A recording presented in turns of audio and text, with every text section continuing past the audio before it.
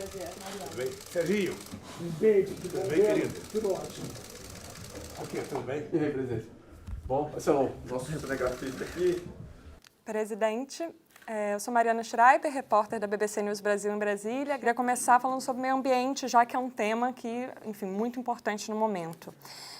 O seu governo foi marcado por uma forte redução do desmatamento, embora tenha tido alguns momentos de alta, como no início do governo e no ano de 2008. Naquela ocasião, o senhor recebeu críticas e o senhor respondeu a essas críticas. Algumas declarações daquele ano, o senhor criticou as tentativas de interferência internacional no assunto de meio ambiente do Brasil. Agora a gente está vendo esse cenário novamente. O presidente francês Emmanuel Macron chegou a dizer que não descarta um debate sobre criar um status internacional para a Amazônia. Queria saber se o senhor mantém sua crítica a tentativas de interferência externa nesse assunto, ou mesmo as manifestações, se o senhor vê algum risco para a soberania da Amazônia. Eu vejo um risco na soberania da Amazônia com o discurso do Bolsonaro tentando colocar o filho dele de embaixador nos Estados Unidos, quem sabe para permitir que indústrias americanas venham pesquisar na Amazônia. Veja, todos nós brasileiros temos que defender a Amazônia como um patrimônio brasileiro. Tá? A Amazônia faz parte do orgulho brasileiro. Agora, para ela fazer parte do orgulho brasileiro, nós temos que cuidar dela. Cuidar dela não significa transformá-la num santuário da humanidade. Significa criar condições para que os 20 milhões de homens e mulheres que moram lá tenham condições de trabalhar, de sobreviver, de ganhar sua vida, preservando o máximo possível o meio ambiente, levando para lá políticas de desenvolvimento que possam permitir cuidar da nossa floresta. Até porque a grande riqueza que nós temos lá, ainda quase que inexplorável, é a nossa biodiversidade. Mas o senhor vê algum problema nas declarações que têm sido dadas no momento de líderes externos, estrangeiros, sobre Veja, a Amazônia?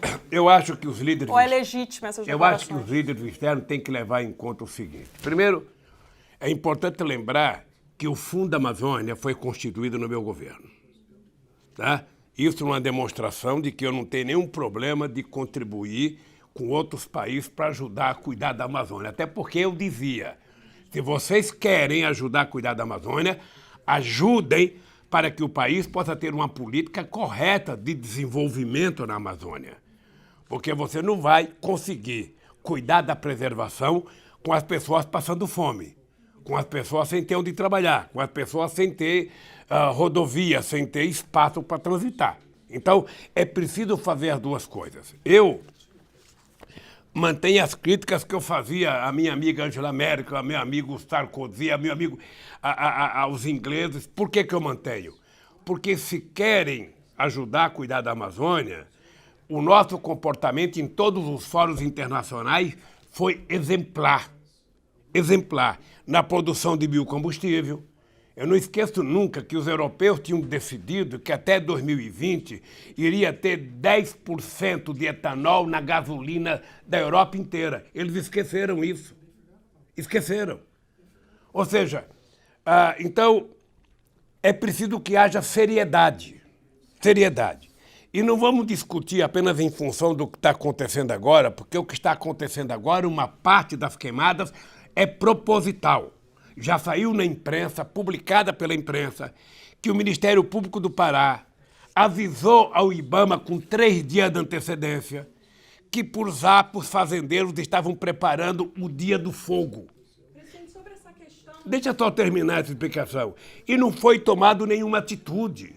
Eu queria te lembrar uma coisa. Pega os discursos do Bolsonaro e pega o discurso do governo dele. Eles acham que tem que acabar com terra indígena, acabar com terra de quilombo, que tem que acabar com reserva. Sabe? É um absurdo.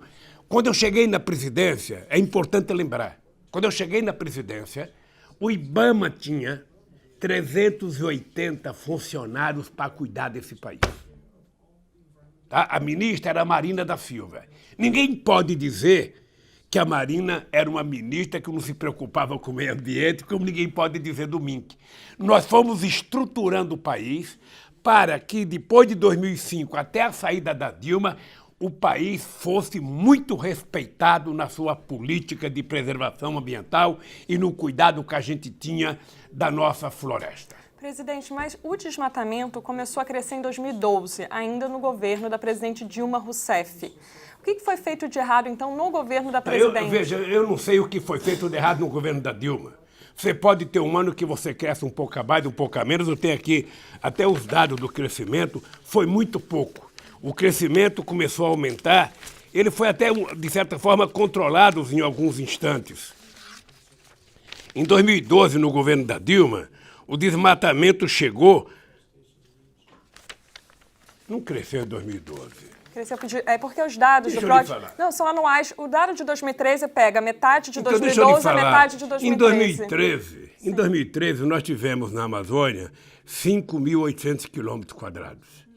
Em 2012, tinha 4.571 quilômetros. Foi o mais baixo. Foi o mais baixo. Olha, se você vai comparar, sabe, 1 quilômetro com 2,5, cresceu bastante. Mas nós estamos falando aqui que houve um decréscimo em todo o governo da Dilma. Começou a crescer, em 2015 já foi para 6 mil, em 2016 foi para 6.800, 2017 para 7 mil, 2018 para quase 8 mil, e agora 2019 que não temos ainda quilometragem. Há uma tendência de crescimento desde 2012, que eu digo porque o dado de 2013 engloba metade de 2012. Mas é muito pouco. Perfeito. Eu queria falar com o senhor sobre Belo Monte, que o meu colega começou a abordar esse assunto.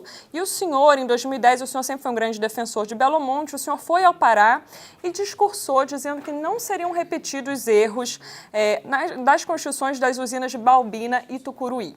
No entanto, Belo Monte houve muitos erros na construção. Uma delas foi o IBAMA não queria liberar licença sem antes uma revisão de estudos. Houve uma intervenção no IBAMA, ainda durante o seu governo, para a liberação dessa licença. A licença colocou uma série de condicionantes, exigências para evitar que houvesse impactos sociais e ambientais. Essas exigências foram descumpridas e as licenças continuaram sendo liberadas. Então, houve uma ação leniente do IBAMA durante o governo do senhor e da presidente Dilma quanto a Belo Monte. Ô Mariana, posso te dizer com sinceridade, nunca houve intervenção do meu governo no IBAMA. Alguém te deu a informação, te deu uma informação totalmente equivocada. Isso foi amplamente noticiado na época. Não houve nenhuma.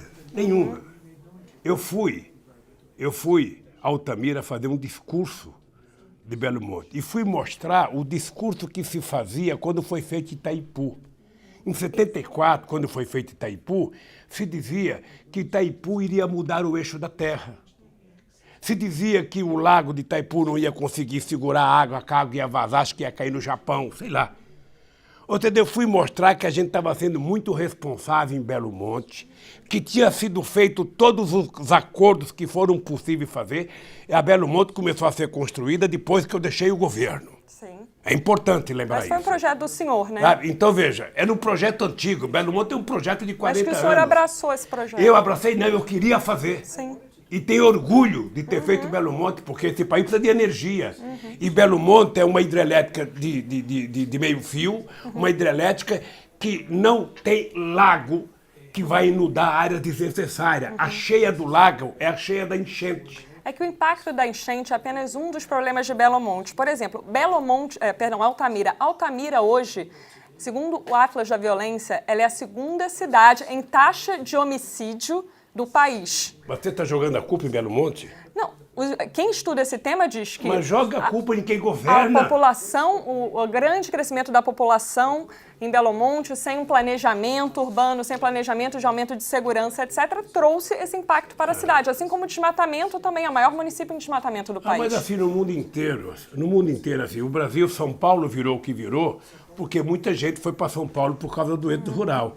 Se Altamira oferecia a perspectiva de emprego, houve muita gente. Agora, Claro. para que tem governo municipal e estadual? Sim. Para cuidar disso. A questão é que as licenças que foram dadas para Belo Monte haviam condicionantes a serem cumpridas. Por exemplo, criação de delegacia, criação de saneamento, criação de postos de controle de desmatamento. E é possível comprovar isso, né? Eu li documentos sobre isso, que essas condicionantes não foram sendo cumpridas nos prazos devidos e o IBAMA continuou liberando as licenças. Deixa eu lhe falar uma coisa. Não houve uma preocupação em fazer de forma adequada? Eu participei de reuniões que impôs todas as condicionantes. Quando nós fizemos as Olimpíadas no Rio de Janeiro, a gente colocava como condicionante, depois que terminasse as Olimpíadas, fazer com que todos os próprios públicos construídos para as Olimpíadas fossem dedicados ao povo. Eu tenho visto notícias que não estão sendo. Ora, se alguma condicionante não foi cumprida em Belo Monte, é preciso saber quem está governando a cidade, o Estado, o Brasil, e fazer cumprir. A questão, presidente, as condicionantes eram exigências para a liberação das licenças pelo IBAMA. O IBAMA, que é um órgão federal no governo Dilma, continuou liberando as licenças. Mas deixa eu falar uma coisa para você. Não tente culpar a Dilma pelo que está acontecendo em Belo Monte hoje. Sabe, cada um de nós é responsável pelo período que você governa o país. Ou seja, se tem problema, você conserta. Belo Monte era uma necessidade do país. Belo Monte era uma necessidade do país. Eu duvido que tenha um país no mundo que tivesse as condições de fazer uma hidrelétrica como Belo Monte que não fizesse. E alguns fariam ainda com lago. E nós resolvemos fazer sem lago e um dia vamos pagar um preço. Um dia vamos pagar um preço, porque a hora que o Brasil estiver necessitando de energia e não tiver energia, vão dizer por que não fez um lago em Belo Monte. Presidente, o que a Dilma fez no governo dela tem consequência até hoje, né? Não dá para dizer que ela não é culpada pelo que não acontece. Pois é, mas conserta. Conserta. Se tem alguma coisa que não foi feita, é só consertar. Mas não se pode também fazer uma revisão do que foi feito errado, tomar uma responsabilidade pelo que foi feito errado nos governos anteriores?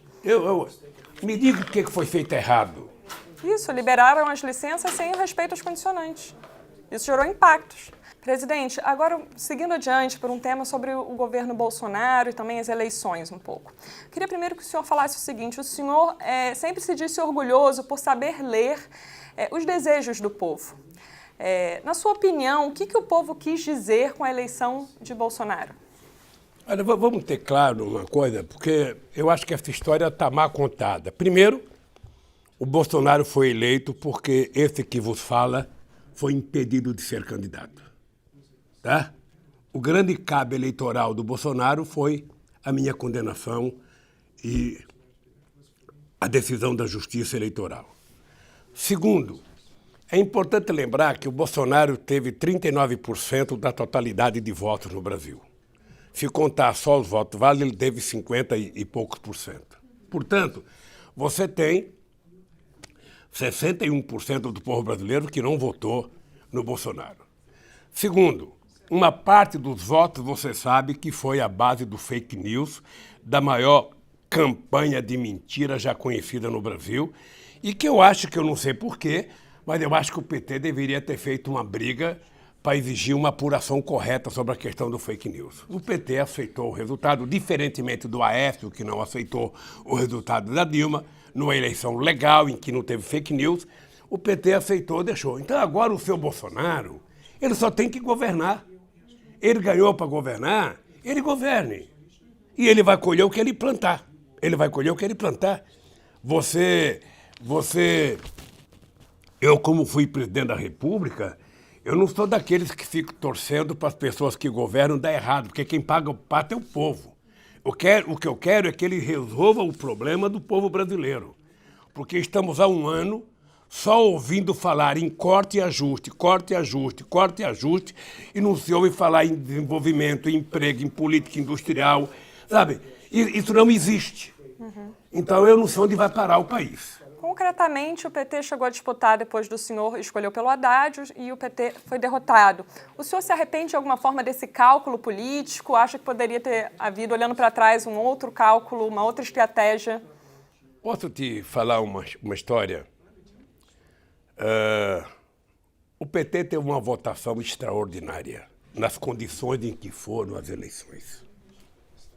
Eu, quando vim para cá, eu poderia ter tomado uma decisão, outra, e não vim para cá, mas eu vim para cá. Tá? Eu me entreguei à Polícia Federal aqui porque eu queria provar todas as safadezas que fizeram comigo. E vou provar. É uma questão de tempo. Eu tinha muita clareza do ódio que estava tomando conta da sociedade brasileira. A sociedade foi instigada a ser antipolítica durante muito tempo. Isso aconteceu na Inglaterra com o Brexit. Sabe? Todo mundo sabe o que aconteceu. Então, o que eu acho? Eu acho que aconteceu, o PT não brigou, o Bolsonaro está eleito, ele agora governe. Governe e faça as coisas acontecer. O PT continua sendo o mais importante partido político da América Latina, o PT é o mais importante político do Brasil e o PT sabe que o povo trabalhador espera muito do PT. Então a gente não tem que ficar chorando porque perdeu, a gente tem que reconstruir a próxima vitória, sabe? E tentar tirar o ódio da cabeça das pessoas. Porque eu comparo o governo Bolsonaro a uma torcida organizada, ou seja, você tem um torcedor organizado que é flamenguista, é corintiano, que ele vai no estádio para torcer para o time. Mas a torcida organizada, fanática, ela não torce para o time, ela vai vaiar jogador, ela vai no centro de treinamento bater em jogador, bater em técnico. Essa é a turma do Bolsonaro.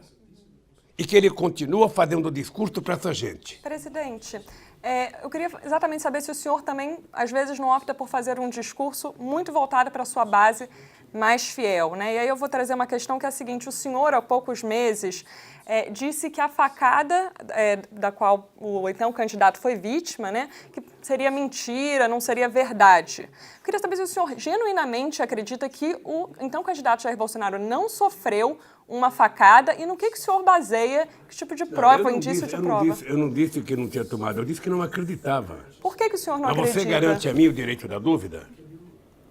A questão é que o senhor é uma liderança importantíssima. Veja, eu tenho suspeitas. Agora, se aconteceu, aconteceu. Presidente, assim como hoje o presidente Jair Bolsonaro diz que tem suspeitas que ONGs botam fogo na Amazônia, fala esse tipo de argumentação sem provas, o senhor acha que o senhor contribui para tornar o ambiente menos radical, menos tóxico de desinformação, ao propalar suspeitas sem indícios de provas? Deixa eu falar uma coisa para você. Eu falei com muita tranquilidade desde o dia que aconteceu aquilo, porque eu não vi sangue. O Bolsonaro deu uma entrevista assim que chegou no hospital, ele foi internado, já tinha um senador fazendo uma entrevista com ele. Isso foi depois. E eu te confesso que eu fiquei com muitas dúvidas. Mas se você tem certeza, eu sou até capaz de ter a sua palavra como veracidade. Presidente, não é questão da minha palavra, né? A gente teve um atendimento na Santa Casa de Juiz de Fora, uma internação no Albert Einstein, por exemplo. O senhor acha, se a sua suspeita se baseia, por exemplo, na possibilidade de que os médicos estão num conluio para fazer uma encenação fake? Você acredita que houve a facada? Acredito. Então acredite em você. Morreu o assunto. Não morreu o assunto pelo seguinte, presidente, o senhor é uma liderança muito importante, o que o senhor fala reverbera. O senhor é a maior liderança da esquerda no país. Quando o senhor diz que tem suspeitas sobre um ataque, o senhor não está justamente alimentando um radicalismo, um fake news? Mariana, eu tinha suspeita até você me dar certeza. Então você tem a certeza que você veio fazer a entrevista comigo e você me convenceu, sabe, dizendo, olha, eu sou prova de que ele tomou a facada. Eu não sou a prova, presidente. Então eu estou acreditando. Estou acreditando em você. Só trazendo a questão sobre o efeito da sua fala. Estou acreditando em você. Perfeito. Presidente, então eu queria Você pode passar para a história como uma jornalista que convenceu um presidente que ele estava errado. Não é a minha intenção aqui. Não é a minha intenção aqui. Presidente, hoje a esquerda tem muita dificuldade de fazer oposição e a pauta central é o Lula livre, é a luta pela sua liberdade. O senhor acha que é a melhor estratégia de oposição ter a centralidade da pauta Lula livre ou não deveria haver outras pautas centrais aí na disputa da oposição, hoje no debate político? O que você acha que a oposição deveria fazer, Mariana? Eu não sei, eu estou perguntando ao senhor. Então deixa eu falar. É porque você pergunta com uma condicionante. Você primeiro me coloca como uma pessoa que está atrapalhando a oposição fazer oposição. Veja, eu sou de um partido político. E esse partido político trabalha a questão do Lula livre. Obviamente que tem gente que acha que não deveria cuidar disso. O Lula já foi condenado, deixa o Lula preso e tal. E sabe por que o partido me defende? Porque o partido sabe que eu sou inocente. Porque o partido sabe que o Moro é mentiroso. O partido sabe que o Dallagnol é mentiroso. O partido sabe que o TRF4 me julgou sem ler o meu processo. O partido sabe que o Tribunal Superior de Justiça me julgou sem ter acesso ao inquérito.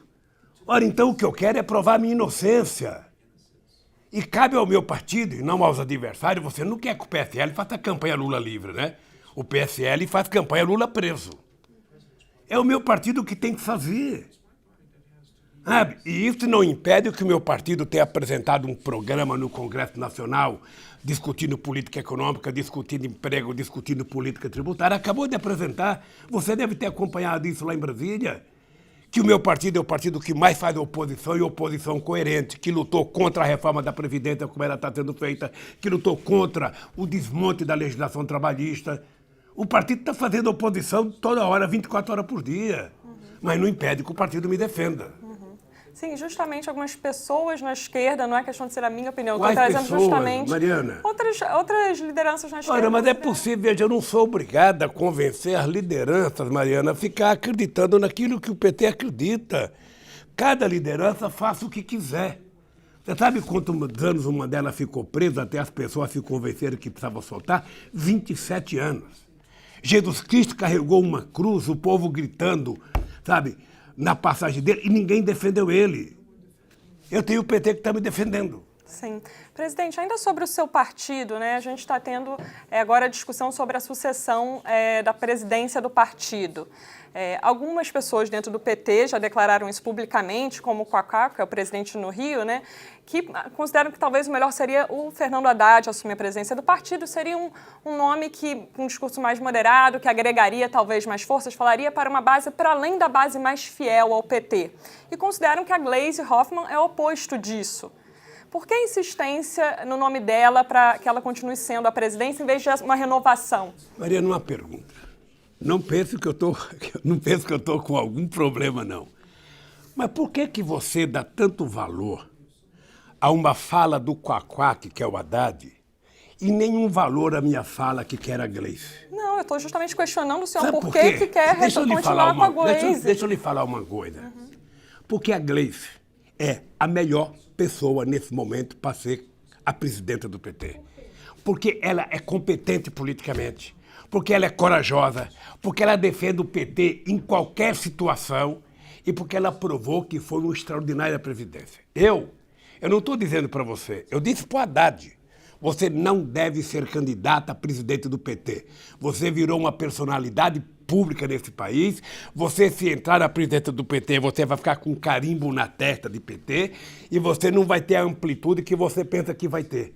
Quando eu, nas eleições de 89, virei muito grande, sabe o que eu fiz? Sabe o que eu fiz?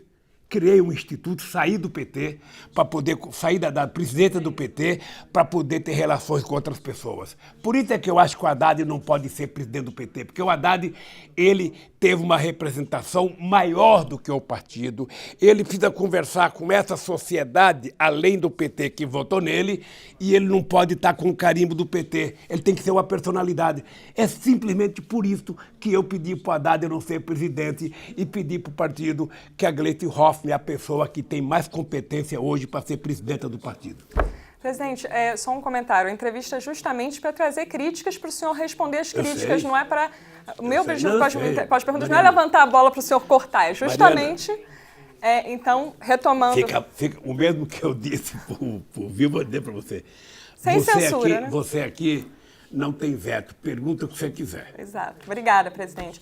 Presidente, então, voltando a essa questão, é que alguns críticos do senhor também dizem que o PT deixou de ter esferas democráticas, né? Então não faz eleição, por exemplo, tudo passa pelo senhor. O senhor decide. Fernando Haddad, você não vai ser candidato, a Gleisi vai ser a candidata. O senhor não fica como uma espécie de dono do PT que decide tudo sozinho, pela partida? Claro que o senhor tem muita visão política, mas não está muito centralizado na mão do senhor todas as decisões? Ô Mariana, de vez em quando você vai ter que conversar com algum amigo meu, porque você só conversa com alguns inimigos meus. Deixa eu te falar uma coisa. Eu faz muitos anos que não participo de reunião do PT, sabe? Mas desde que o PT nasceu, eu me considero petista como a unha com a carne. E eu tenho interesse pelas coisas do PT. E naquilo que eu sou consultado, eu tenho opinião. Tenho opinião para defender o PT como o maior partido de esquerda da América Latina, quizás só não é do mundo por causa do Partido Comunista Chinês. Mas não tem nenhum partido similar ao PT. Tá? O partido é muito forte, é por isso que tem um ódio contra o PT. O PT não é odiado pelas coisas más que ele fez, ele é odiado pelas coisas boas. Ora, e toda vez que eu posso dar um palpite no PT, eu dou, eu já perdi quantas vezes. Eu vou te dizer uma coisa, quando houve o colégio eleitoral, eu era contra expulsar deputados do PT que foram ao colégio eleitoral. Eu perdi, o PT expulsou e eu me contentei. Eu era favorável a que a gente tivesse no Brasil o parlamentarismo. Quando chegou na Constituinte, o PT fez uma prévia interna, uma votação. Mais de 80 mil pessoas votaram. E eu perdi. E eu acatei. Então, no PT a gente perde, a gente ganha, porque o PT é um partido altamente democrático.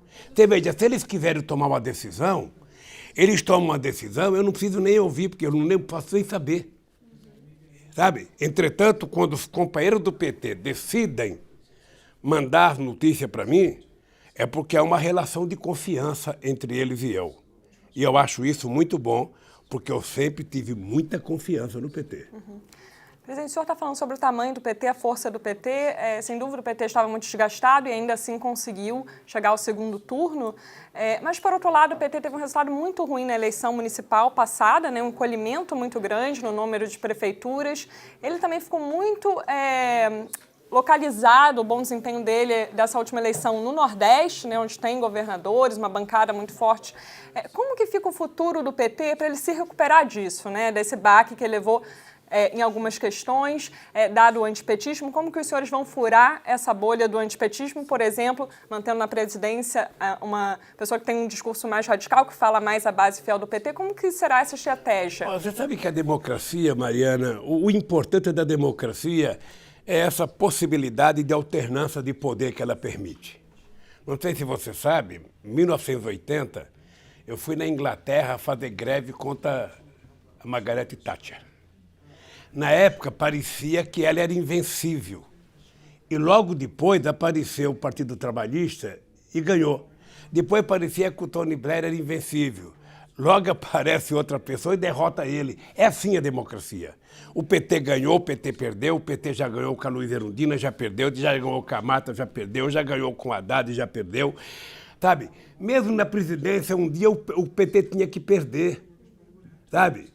O que eu lamento é que não tenham deixado o PT disputar com a sua força toda. O PT, esqueça a eleição de 2012, ela acabou, esqueça de 2016, ela acabou, vamos pensar na eleição de 2020, o PT precisa escolher um candidato e disputar as eleições ou fazer aliança política.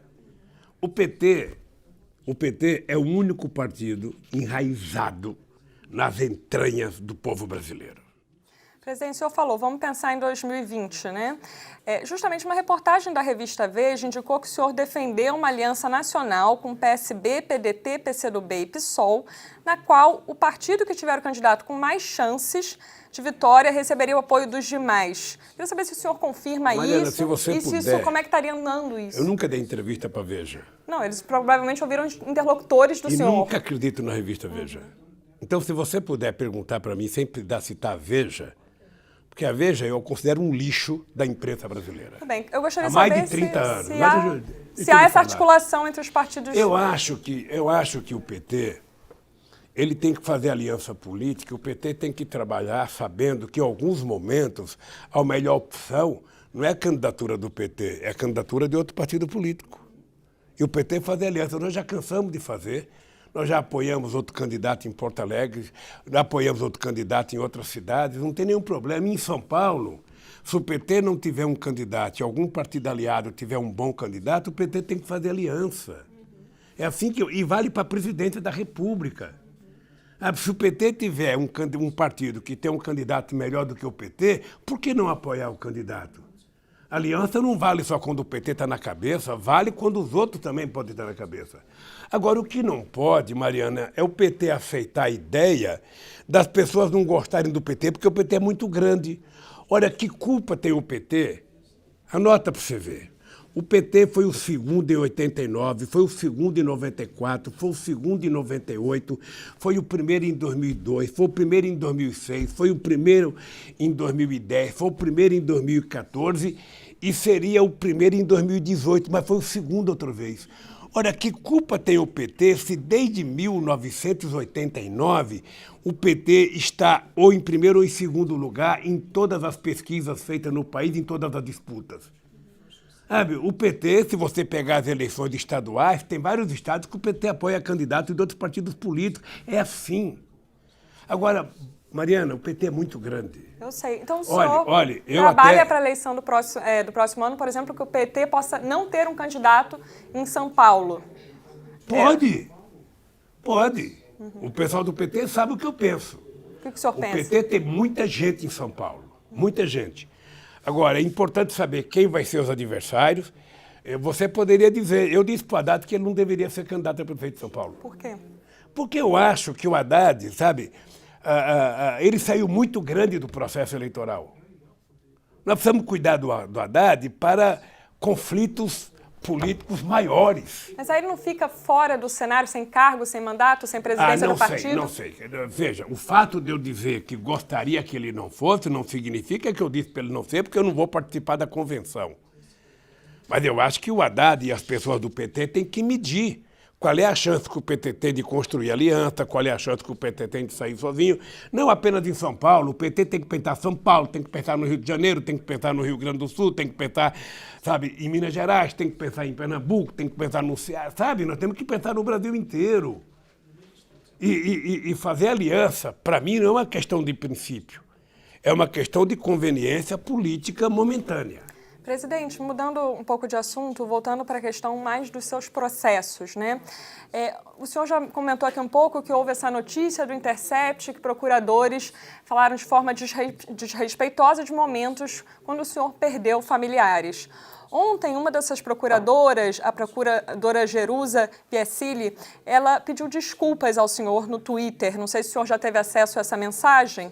Ela disse, errei e minha consciência me leva a fazer o correto, pedir desculpas à pessoa diretamente afetada, o ex-presidente Lula.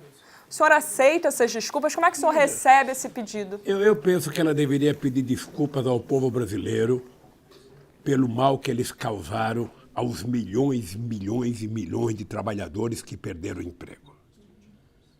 Eu acho que eu sou um homem muito maduro, eu não guardo mágoa. Sabe, o fato dela dizer que está arrependida é muito bom a pessoa se arrepender. Uma coisa que no Brasil as pessoas perderam. Sabe, no Brasil a palavra desculpa parece que tinha desaparecido do dicionário. As pessoas se arrependerem parece que tinha desaparecido. Então, quando as pessoas começam a se arrepender das bobagens que fizeram, é um bom sinal. Significa que a humanidade ainda tem chance de se recuperar. E eu acho que esse pessoal da Lava Jato, essa força-tarefa, eles foram mordidos pela mosca azul. A pior coisa do planeta Terra que foi feito foi o pacto feito pela Globo com a Lava Jato.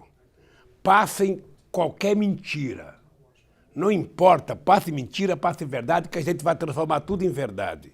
E a Globo é um dos meios de comunicação que disseminou o ódio nesse país desde 2013. Sabe? O ódio não é de graça, não. Então, o que eu fico pensando? Se essa pessoa pedir desculpa, eu espero que outras pessoas peçam desculpa. Eu espero que um dia o Moro fale assim, presidente Lula, mesmo que eu já tiver morrido, não tem problema, ele fala assim, eu quero pedir desculpa porque eu fui um canalha no voto que eu dei no processo dele. Eu não fui juiz. Sabe? O Delayol poderia dizer a mesma coisa. Presidente Lula, aquele PowerPoint que eu fiz, aquela melancia que eu apresentei na televisão, eu quero pedir desculpa, eu menti. Mas o senhor aceita o pedido da procuradora nesse caso específico? Ela não fez para mim, ela fez para o Twitter, sabe? Não fez para mim. Ela dirige ao senhor. Ela fez para mim, como ela acusou sem pedir, ela fez eu pedir desculpa sem consultar, é um problema dela, Okay. sabe? Presidente, o Supremo Tribunal Federal ainda vai decidir sobre a legalidade dos processos contra o senhor. A defesa aponta o que ela entende como uma série de ilegalidades no seu processo. Para além dessa discussão, eu queria trazer ao senhor alguns elementos concretos que indicam possíveis irregularidades, crimes ou desvios éticos que o senhor possa ter cometido para que o senhor possa responder. Me conte, porque eu não sei. Que bom que você tenha. No caso do sítio de Atibaia, né, o senhor reconheceu durante os depoimentos que o senhor frequentava o sítio, inclusive por um período o senhor era o principal usuário daquele sítio. E também ficou comprovado que houve obras custeadas por empreiteiras. Eu queria entender por que as empreiteiras pagaram essas obras. Você sabe que eu ocupei o Palácio do Planalto 8 anos. E nem por isso ele é meu. Eu ocupei o Torto 8 anos. Empreiteiras não pagaram obras no Torto. Fizeram. É de graça, sem o governo pagar? Se você for ver a reforma que houve no Palácio do Alvorada, a Abdib fez uma reforma para a União, sabe, que eu agradeci de coração, porque aquilo estava esquecido. Estava esquecido. Então, deixa eu lhe falar, eu não estou prestando depoimento, estou dando uma entrevista. O que eu deveria falar, eu já falei. Eu comecei dizendo que o sítio não era meu. E comecei dizendo que não era meu porque não era meu. Tá? O sítio tem dono. O dono tem pagamento. O dono pagou com cheque administrativo. Tudo isso está na mão dos procuradores. Os procuradores inventaram história, até descobrir, sabe, que teve reforma. Eu fui conhecer o sítio dia 15 de janeiro, foi a primeira vez que eu fui lá, que estava tudo pronto. Olha, se o sítio não é meu e fizeram reforma, quem fez a reforma e o dono do sítio é que tem que explicar, não sou eu que tenho que explicar. Eu não posso ser condenado porque foi feita uma reforma numa coisa que não era minha. Eu não posso condenar, sabe? Agora eles começaram mentindo, dizendo que o sítio era meu, depois que descobriram que não era meu, começaram a criar a questão da reforma e todo o objetivo deles, a obsessão deles aqui em Curitiba, era tentar envolver algo ligado à Petrobras para poder trazer o processo para cá, porque esse processo poderia ter sido julgado em São Paulo. Eles fizeram com o sítio a mesma canalhite que fizeram com o apartamento. Eu estou dizendo que o apartamento não é meu. Eu estou dizendo que não é meu. Eu não comprei o apartamento. Eles sabem que eu não comprei. Eles inventaram uma relação do Léo Pinheiro com a Petrobras para poder trazer o caso para cá. Presidente, no caso do sítio, só para diferenciar um pouco do exemplo que o senhor trouxe, ainda que tenha havido obras de empreiteiras sem pagamento nessas obras, ficaram como uma doação ao Estado brasileiro, né? No caso, seriam obras custeadas por empreiteiras que ficaram como doação para um sítio que o ex-presidente da República, Lula, frequentava constantemente. Há uma diferença. Olha, eu quando for na sua casa e tiver uma obra, não pense que eu vou lhe perguntar quem fez a reforma. Eu não sou ex-presidente da República. Nem vou abrir sua geladeira. Tá? E pelo fato de eu ser ex-presidente da República, é que eles deveriam ter pensado diferente. Eu não era mais homem público, não tinha mais cargo. Então, eu vou ser ex-presidente da República a vida inteira.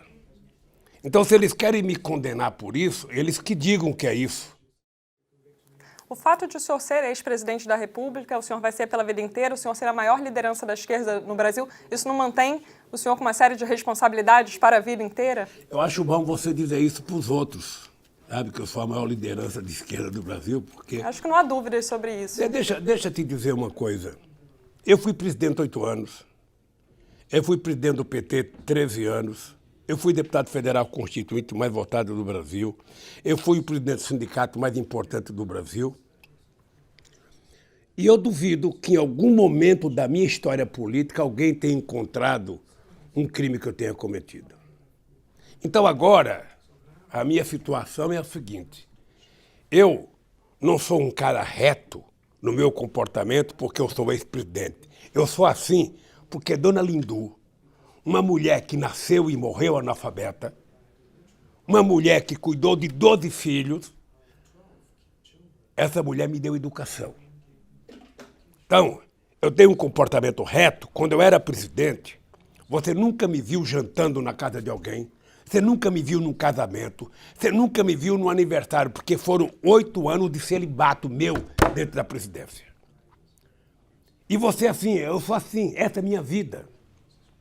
Então, queria dizer o seguinte, agora não é eles que estão tentando achar um crime que eu cometi. Eu agora estou exigindo que eles provem a minha inocência. Eles que têm que provar, não sou eu, não. Presidente, ontem o Supremo Tribunal Federal também tomou uma decisão que é importante, né? Ele anulou a condenação do Bendini. Considerou que houve irregularidades, exatamente ilegalidade aí no processo do Bendini, ex-presidente do Banco do Brasil. O senhor se sente com essa notícia mais esperançoso em relação aos seus recursos que estão no Supremo Tribunal Federal? Mariana, eu não vou ficar analisando o comportamento da Suprema Corte. A única coisa que eu peço é o seguinte: eu tenho um processo. Tenho vários processos. O que eu quero é que as pessoas têm que condenar um ser humano com base nas provas. Se você não tiver prova, o ser humano é inocente. Ou seja, eu tenho dito e tenho provado a minha inocência desde o primeiro processo. Eu acho que a Suprema Corte precisa dar um freio de arrumação na casa. Porque houve um momento em que o Moro e o Dallagnol e mais a equipe da Força Tarefa, sabe, pensavam que era dono do Brasil. Eles ameaçaram a Suprema Corte, eles ameaçaram o nosso ministro da Suprema Corte que morreu, eles ameaçaram o Fachin, eles ameaçaram a Câmara, eles ameaçaram o Senado, eles ameaçaram a presidência, qualquer coisa eles ameaçavam fazer greve de fome, sabe? Eles se acharam dono do mundo. O que eu acho que a Suprema Corte tem que fazer? Ela tem que se debruçar sobre o processo, tudo que foi certo, sabe? Tudo que foi julgado corretamente, que houve investigação, que houve apuração e que provou que cometeu o crime, tem que condenar. Agora, tudo aquilo que a Suprema Corte analisar e descobrir que houve falha, que a pessoa é inocente, que a pessoa foi acusada equivocadamente, tem que absolver. O senhor não acha que deve ser anulada toda a Operação Lava Jato? Não, eu acho que a Operação Lava Jato ela tem coisas que foram verdade. Tem pessoa que confessou. Ó, se o cara confessou que roubou, o cara é ladrão. E é só pegar os delatores, porque ficou fácil roubar no Brasil. O cara rouba, vem aqui, delata que roubou, fica com metade e está livre. Só falta começar a colocar pulseira de ouro no pé das pessoas. A pessoa colocar no testamento a pulseira de ouro. Não, eu acho que tem que ter seriedade. Se o cidadão Luiz Inácio Lula da Silva cometeu um delito e tem prova que ele cometeu um delito, não adianta o seu Lula falar grosso. Ele tem que ser condenado e tem que ser punido como qualquer cidadão. Assim reza a nossa Constituição. Mas se esse Luiz Inácio Lula da Silva, depois de todas as provas, sabe, foi inocente, humildemente, tem que ser inocentado. E é isso que eu espero deles. Presidente, faltam 10 minutos, tem mais 2 temas que eu gostaria de abordar com o senhor. Economia. O senhor e lideranças do PT... Esse era um tema mais importante, eu achei que você ia falar mais de economia. Constantemente, os senhores chamam a atenção para o sofrimento dos brasileiros com a alta do desemprego. No entanto, o desemprego, a maior período de alta, de disparada do desemprego, eu estou aqui com as taxas do IBGE, foram 2015 e 2016, períodos em que a maioria era o governo Dilma Rousseff. Daí é que houve a disparada do desemprego, foram os anos também de maior queda do PIB. Então, como que os senhores não se responsabilizam pelo cenário atual? Mariana, presta atenção. Dezembro de 2014, presidenta Dilma Rousseff. O Brasil tinha o menor índice de desemprego da história desse país. O Brasil parecia a Dinamarca, parecia a Noruega, a Finlândia, de tão pouco que era o desemprego nesse país. Tá? Teve as eleições. A Dilma tinha cometido, na minha opinião, um equívoco. Entre 2011 e 2015, o companheiro Guido Mantega fez uma desoneração de 540 bilhões de reais. Nenhum empresário veio a público dizer isso. Mas o governo fez uma desoneração de 540 bilhões para quê? Para que as indústrias continuassem gerando emprego e para que a Dilma continuasse podendo cumprir os compromissos da política social. Tá? Então, dezembro de 2014. Olha o que aconteceu depois. Na hora que você percebe que tem que fazer um ajuste, a Dilma percebeu. Ela mandou uma medida provisória para acabar com a desoneração, o Congresso não aceitou. O Congresso elegeu no começo de 2015, quem? Eduardo Cunha para presidente da Câmara. Faça um paralelo. Fernando Henrique Cardoso e Dilma. Tá? Quando o Fernando Henrique Cardoso quebrou o Brasil 2 vezes, em 2009, ele mandou uma reforma. Ele tinha na presidência da Câmara o Temer, que resolveu aprovar as reformas imediatamente. E o Brasil começou a sair da crise. A Dilma teve de presente o Eduardo Cunha como presidente, que cada coisa que a Dilma mandava, ele triplicava. A Dilma mandava desonerar esse copo, ele desonerava tudo.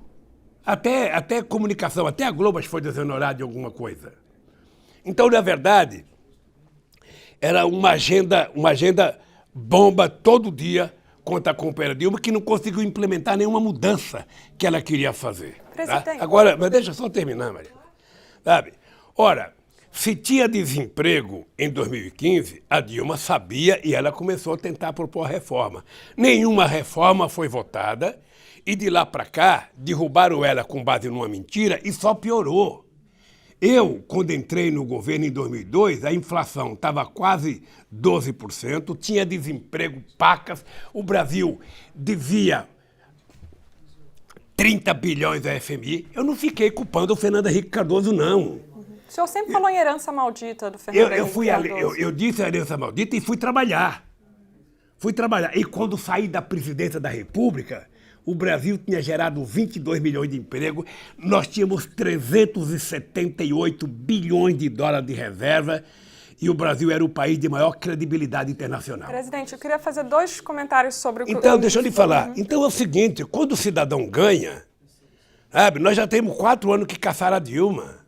Já era para ter consertado esse país. Presidente, o senhor falou aqui em entrevista, não sei se foi a 247, o senhor falou sobre como foi a eleição do Cunha, né? Então, que o senhor considerava que deveria ter sido o PT tentado achar uma outra alternativa dentro do PMDB, fazer a disputa interna e tentar derrotar a candidatura do Eduardo Cunha para a presidência da Câmara. O PT decidiu lançar um candidato e perdeu. Por exemplo, houve então uma decisão errada política, que o senhor reconheceu, que levou a esse problema do Eduardo Cunha na presidência, boicotando o governo da presidente Dilma, segundo a versão do PT. Bom, não há erros do PT que também contribuíram para tudo isso? Mariana, quantos erros você cometeu essa semana na sua vida, eu cometi na minha? Todos nós cometemos. Veja, eu fui alertar o PT que era humanamente impossível, matematicamente impossível, o PT disputar a presidência da Câmara em 2015. Fui numa reunião com vários deputados do PT. Coloquei os meus argumentos. Se vocês quiserem derrotar o Cunha, a única chance de vocês é pegar alguém de dentro do PMDB e lançar como candidato para derrotar o Cunha. No PT tinha companheiro que achava que não, que achava que nós vamos ganhar. E eu tinha noção de que havia já um antipetismo dentro da Câmara e que era impossível o PT ganhar. E o que aconteceu? Deu o que eu pensei que ia dar. Agora também não vou ficar dizendo, tá vendo? Estava certo, tá vendo? Estava certo. Não, perdeu. Paciente. Agora, mesmo sendo Cunha, o presidente da República, ele precisa se relacionar com um outro poder. Eu estava no Suriname quando o PT perdeu a presidência da Câmara para aquele companheiro de Pernambuco. Severino. O nosso candidato era o Grijaldi, o Virgílio disputou com o Grijaldi. O Grijaldi ganhou no primeiro turno com não sei quantos votos e imaginava que ia dobrar no segundo turno. No segundo turno, nem os votos do Virgílio votaram no companheiro Grijaldi. Ele perdeu para o Severino. Eu estava lá, levantei de manhã na porta, tinha um bilhete assim na porta do meu quarto. Presidente, o Severino ganhou as eleições. Você acha que eu ia ficar com raiva? Não, peguei o telefone e liguei para o Severino. Companheiro Severino, estou no Suriname, estou regressando ao Brasil. Quando chegar, o primeiro café da manhã é com você. Olha, se o Eduardo Cunha ganhou as eleições, o PT deveria ter estabelecido com ele uma relação sabendo que ele é um outro poder. A gente não pode fazer do nosso comportamento na política apenas uma questão de princípio. E a Dilma, não era a Dilma que tinha só que fazer, ela tinha coordenação política, ela tinha Casa Civil. Ora, então, se nós erramos nesse trato, nós pagamos o preço. Mas paciência. Mas não vou dizer que nós perdemos pelo nosso erro. Presidente, última pergunta, falta poucos minutos para terminar e eu queria falar de Venezuela com o senhor. Pede uma concessão para ele de 1 minuto, O pô. senhor falou... O papo tá bom, né? Ô, presidente, o senhor falou recentemente também, em uma das suas entrevistas, que o senhor... eu vou ler o que o senhor falou. Não é que eu ache que o Maduro está fazendo a coisa certa. O povo da Venezuela é quem tem que tomar conta do Maduro. No entanto, nós temos uma situação que a população da Venezuela parece estar em frangalhos, passando fome, fugindo do país aos milhões. Como que esse povo vai conseguir fazer sozinho isso? E se o senhor, mais uma vez, como uma liderança de esquerda importante, se o senhor e outras lideranças desse campo não deveriam também pressionar para que haja uma eleição, enfim, chancelada por instituições multilaterais, para que possa, de fato, haver uma evolução da situação na Venezuela? Você é muito nova, um dia você pode virar presidenta também. Então eu vou te dizer como é que tem que se comportar um presidente. Eu, em janeiro de 2003, eu fui à posse do presidente do Equador. Na época era um coronel do exército chamado Guterres. E nessa reunião o Chávez estava num conflito com os Estados Unidos. Eu chamei o Chávez para uma reunião e propus ao Chávez construir uma coisa chamada Grupos de Amigos da Venezuela.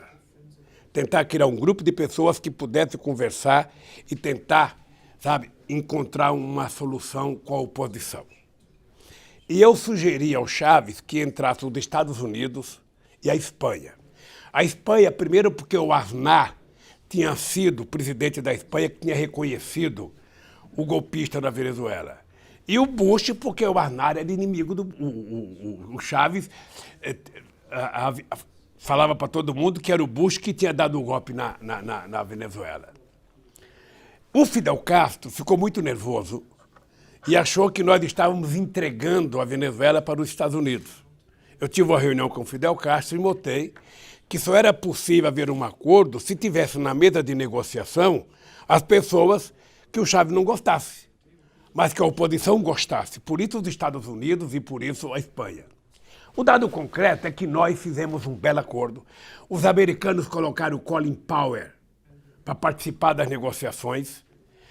O Celso Amorim participou do lado brasileiro e o dado concreto é que nós fizemos uma paz tranquila na Bolívia, na Venezuela. O senhor concorda, então, que tem que ter a participação de atores externos, que não é só o povo venezuelano que vai conseguir resolver? Esse é o papel. Sabe o que eu fico às vezes chateado, Mariana? Porque uma pessoa culta como você vem aqui, é capaz de ver todos os erros do Maduro e não fala nada do embargo americano. O embargo americano chama-se genocídio. Porque quando um país ganha uma batalha numa guerra, ele matou soldado. Mas quando você faz o embargo num país como os americanos estão fazendo em Cuba há 60 anos e estão fazendo agora, fizeram no Irã, você está matando crianças, mulheres e velhos. É preciso que os americanos parem com essa história de embargo e de ameaçar o mundo inteiro. E eu acho que quem tem que resolver o problema da Venezuela é o povo da Venezuela numa eleição.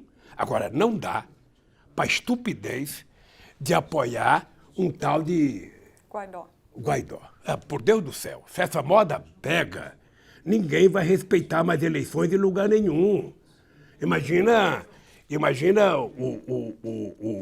os Estados Unidos apoiando um cara, Roberto De Niro, sabe? O candidato, como é que chamava? O Plene... Indicar como o Guaidó foi indicado. Ele foi indicado como um candidato que o mundo achou que deveria ser candidato porque ele não disputou as eleições. Ele é o presidente da Assembleia. Mas não era presidente da República. Então, é preciso parar com essa estupidez. Eu achei uma pequenez do mundo, inclusive do Brasil. O Brasil é um país que ele pode ser o gestor da paz aqui na América Latina se tiver gente que queira paz. O Brasil chegou a ter um superávit comercial de quase 5 bilhões com a Venezuela. O Brasil tem que ter um carinho com a Venezuela muito grande. Eu passei muito tempo da minha vida, Mariana, telefonando para o Chávez e para o Uribe para manter a paz entre a Colômbia e a Venezuela. Só para você ter ideia, uma vez eu liguei, a Condoleezza Rice fez uma crítica no jornal Miami Herald contra o Chávez. O Chávez foi para a rua fazer uma passeata contra os americanos. Eu liguei para o Bush. Liguei e falei, Bush, ó, se você quer que o Chávez não faça passeata com você, manda a sua secretária parar de escrever bobagem contra ele nos jornais americanos. Sabe, pega o telefone, ligue e converse pessoalmente. Então, a maioria das brigas existentes é por falta de conversa. O papel do Bolsonaro não era ficar falando da quantidade de asneira que ele falou, ou do seu ministro, era ter pegado o telefone e ter ido conversar com o Maduro. Tem coisa para dizer? Diga para o presidente, diga na cara do presidente. Você não fica brigando, sabe, da forma mesquinha, pequena. E, meu Deus, o que foi feita? Infelizmente, o nosso tempo acabou. Porque você quer, eu estou aqui, eu não estou nem vendo eles. Porque a Polícia Federal tem um horário, fixou esse horário. Eles não vão te prender. Ah, espero. Eles podem me tirar daqui. Mas deixa eu falar uma coisa, senhor Mariana. Eu queria que você soubesse o seguinte, olha, o Brasil tem um papel muito importante na América do Sul, na África. O Brasil tem que tomar cuidado, porque o Brasil era muito respeitado. Agora, quando você tem um governante que não se respeita, também ninguém respeita. O Brasil, quantas vezes o Chávez me ligava, Lula, fala para o presidente Bush. Eu ligava para o Bush para discutir coisas da Venezuela. Eu ligava para o Uribe. Eu fui a Letícia fazer uma carta junto com o Uribe e com o Celso Amorim para tentar encontrar um acordo entre Venezuela e Colômbia. Sabe? Você não... Quando um cachorro late para você, você não para na rua latindo para o cachorro. Né? Ou seja, a política é feita por seres humanos. Você conversa, dialoga. O Brasil tem que perceber que a Venezuela é importante. Essa bobagem que o Bolsonaro acredita na bondade dos Estados Unidos. Mariana, não tem um momento histórico em que os Estados Unidos fez um gesto de bondade para o Brasil. Não tem um. Desde a independência americana. Não tem. Então, o Brasil tem que acreditar na sua força, é no seu povo, é na sua soberania, é na sua criatividade. E não ficar achando que alguém vai resolver o problema da nossa incompetência. E eu acho que o Bolsonaro tem que parar de falar bobagem e começar a governar esse país. Presidente, muito obrigada por ter recebido a BBC para essa conversa. Enfim, espero que a gente tenha outras oportunidades no futuro de fazer novas entrevistas com o senhor. Olha, eu estou sempre à disposição. Tá? Estou sempre à disposição. Espero que você tenha feito todas as perguntas que você queria fazer. Sabe? E desculpa se não lhe respondi de agrado todas as perguntas. Não é maldade, não. Talvez seja limitação.